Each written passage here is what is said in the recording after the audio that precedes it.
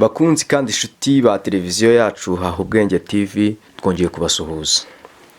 Uyu munsi televiziyo yanyu yabakoreye ikiganiro aho twasuye umumama wari umerewe nabi, wari uriho mu buzima bubi nabi, uherereye mu karere ka Gisagara.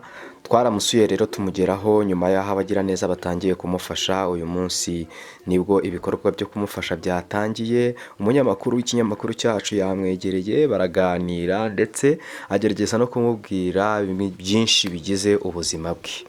Hanyuma rero aha ni ahanyu, aratangira atuganiriza atwereka ubuzima.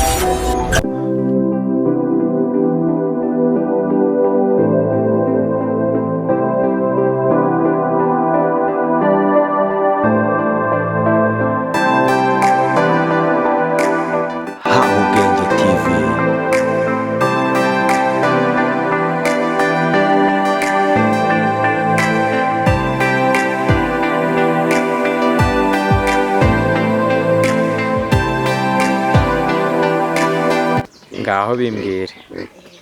Ahangaha ubona mpagaze aha niho nkarabira, nibwo bwogero bwacu.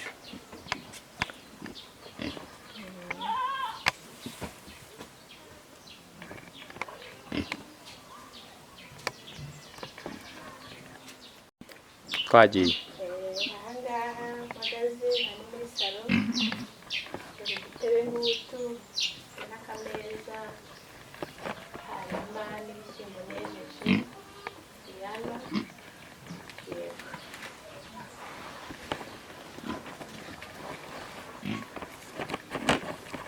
Gukira nacyo ni icyumba uraramo.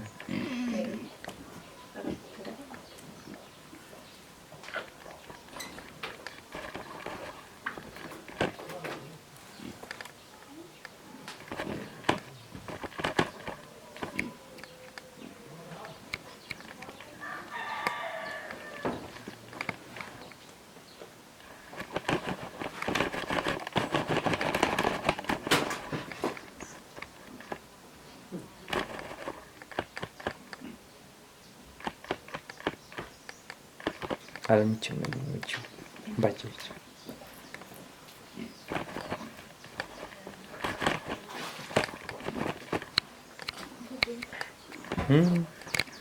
Ahangaha ureba iki ni icyumba cy'abana, ndaryamisha n'ahangaha.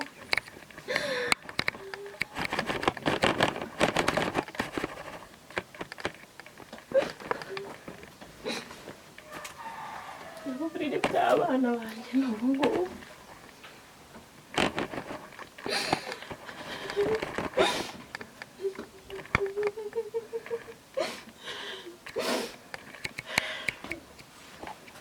Ahangaha mbaraza bafite impungenge ko ibikoko bizabarya, kuko kenshi tuhicira inzoka zaje.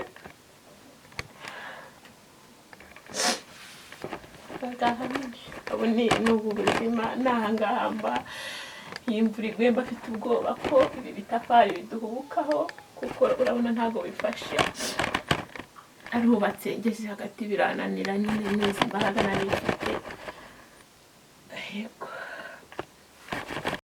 Yego. Iki nacyo ni icyumba cyanjye. Kanaga n'umuceri tante yanguriye, kanako n'akawunga yanguriye.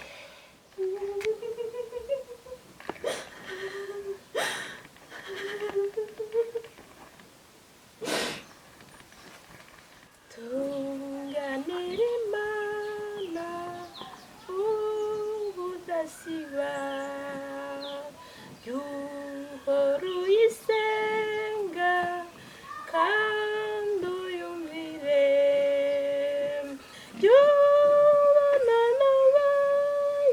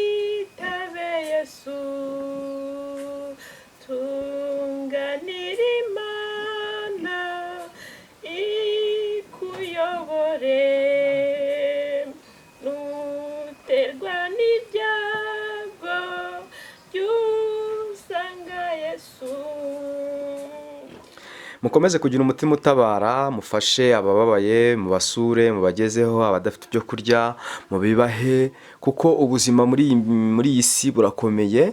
Birasaba ko dukomeza gufatikanya kugira ngo twigirire icyizere, ndetse n'abadafite icyo kurya bagire icyizere cy'ejo hazaza. Murakoze, ntimwibagirwe gukora subscribe ku channel yacu, turabakunda cyane.